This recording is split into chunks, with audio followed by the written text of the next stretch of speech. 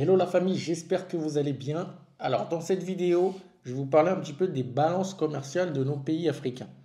Donc en ce moment, je me renseigne pas mal sur ce qu'il y a à faire et sur les déficits qu'on a dans nos pays africains, notamment en Côte d'Ivoire, Cameroun, parce que ce sont les deux pays qui m'intéressent le plus, mais Sénégal, Afrique de l'Ouest, etc., ça m'intéresse également.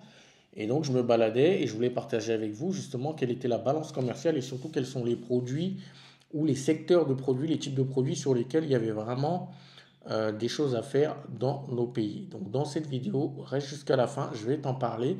Je vais te partager mon écran de mon ordinateur. On va regarder ensemble et analyser ensemble quels sont les secteurs qui sont les plus prometteurs dans les pays qu'on va regarder.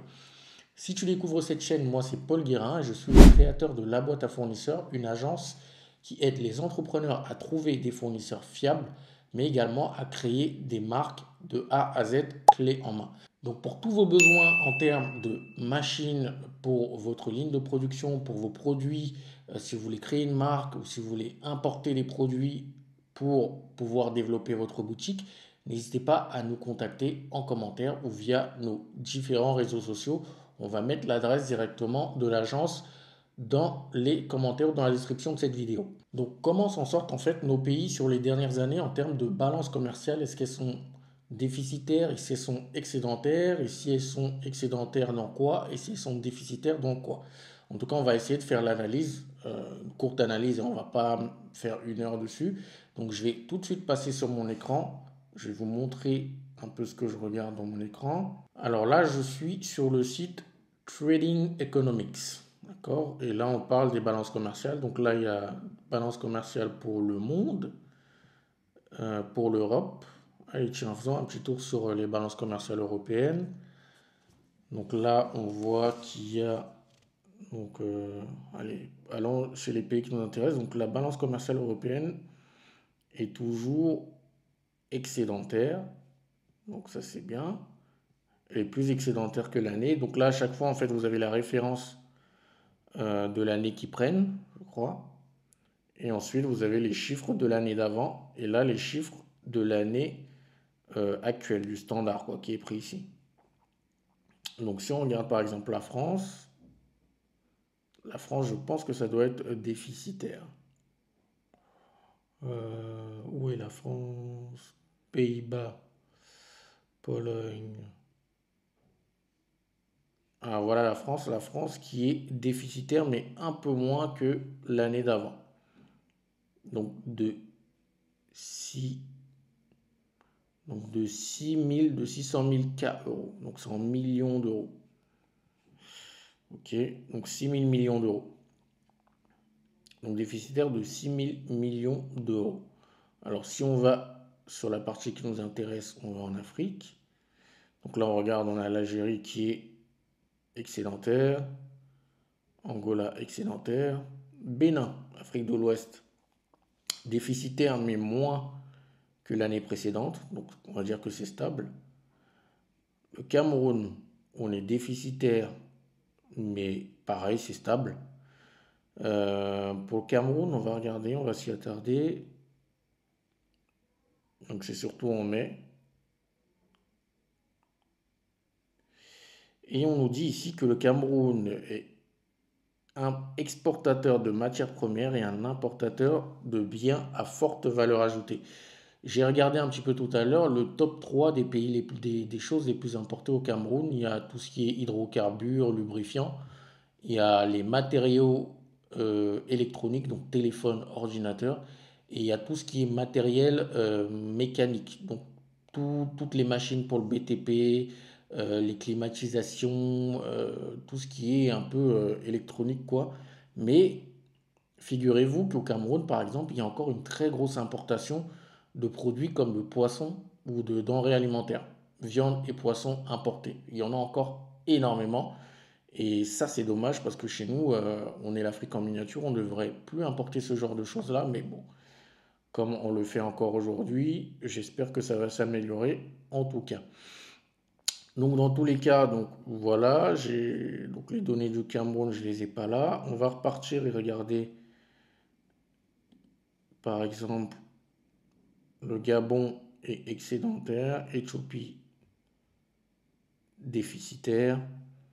La Côte d'Ivoire était excédentaire dans la période de référence précédente et aujourd'hui, elle est légèrement déficitaire.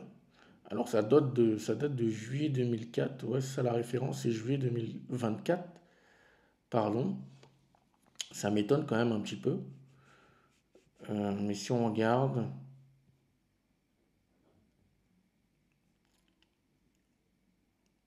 donc importation, compte courant, blablabla. L'excédent commercial de la Côte d'Ivoire est le résultat des exportations de cacao et de son pétrole. Cependant, la Côte d'Ivoire est un importateur net de produits pétroliers transformés et d'équipements capitaux. Principal partenaire commercial est la France. Non, ce n'est pas le principal partenaire, mais on va le voir, suivi par le Nigeria, les Pays-Bas, les États-Unis. Donc on va regarder un peu plus longtemps, parce que je me suis vu que la Côte d'Ivoire, c'est un peu le petit Paris, hein. Il y a des données dessus, contrairement au Cameroun où j'ai galéré, les données datées de 2017. Donc c'était pas judicieux de vous les partager. Mais là, en fait, le ministère de l'économie et des finances de l'industrie française a des données sur la Côte d'Ivoire. Donc on va regarder. Augmentation sensible des exportations qui s'élève à près de 17 milliards d'euros en 2023, donc plus 9%. Et donc qu'est-ce qu'ils exportent? Cacao. Légère hausse des exportations est largement imputable à l'augmentation des ventes de produits manufacturés. Pays-Bas sont le premier client de la Côte d'Ivoire. On ne croirait pas, hein. Premier client de la Côte d'Ivoire, donc les Pays-Bas, après avoir vu ses achats augmenter en valeur de 45% en un an. Les Pays-Bas ont été le premier client sans discontinuer de 2018 à 2021, avant de se faire devancer par le Mali en 2022. Deuxième client est la Suisse en 2023. Oui, bah oui, le cacao, le chocolat suisse. On connaît très bien. Et la France est le neuvième client. Encore suivi du Mali. Donc c'est Pays-Bas, Suisse, Mali, Malaisie et Vietnam. Donc ça c'est le top 5. Et ensuite la France est en 9e position. Et donc si on regarde la structure des exportations, donc on voit que majoritairement c'est divers. Donc divers, je ne sais pas de quoi il s'agit. Il faudrait creuser un petit peu plus. On a 20% de cacao, donc fèves de cacao, hein, pas transformées. On a de la noix de cajou qui représente à peu près 10%, quelque chose comme ça. De l'or brut, du pétrole brut, des produits pétroliers or brut, du caoutchouc naturel et enfin les produits divers. Légère baisse des importations, donc moins 0,8% sur un an. La Chine occupe le rang du premier fournisseur de la zone depuis 2016. Donc depuis 2016, le premier importateur de Côte d'Ivoire, c'est la Chine, qui représente 15% quasiment des achats en 2023. Et la France, ensuite c'est le Nigeria, puis ensuite la France qui représente 5,6%, mais qui est en baisse. Donc ça c'est pas mal. Et le Nigeria, c'est pas mal aussi. Donc qu'est-ce qu'on importe? Les biens d'équipement, donc on a dit c'est un peu comme le Cameroun, ça va être tout ce qui est machinerie agricole, etc. Biens intermédiaires, je pense que ça va être vêtements, médicaments, des choses comme ça. Autres biens de consommation, donc ça c'est beaucoup.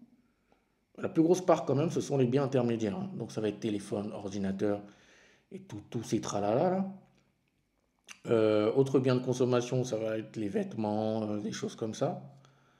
Et ensuite les produits alimentaires qui représentent quand même quasiment 20%. Donc ça, c'est sur les zones un petit peu. Cette vidéo ne va pas être longue, hein, c'était juste pour partager en fait la réflexion avec vous. Dites-moi en commentaire, vous, si vous voulez en fait que je fasse une vidéo dédiée expressément sur les produits les plus importés. Une autre vidéo, parce que j'en avais fait une en 2021 qui a plutôt bien marché. Et dites-moi, vous, si vous voulez que je fasse une autre vidéo sur les produits les plus importés. Mais on peut aller regarder quand même. On peut aller regarder. Si vous voulez qu'on aille regarder, on peut aller regarder, hein.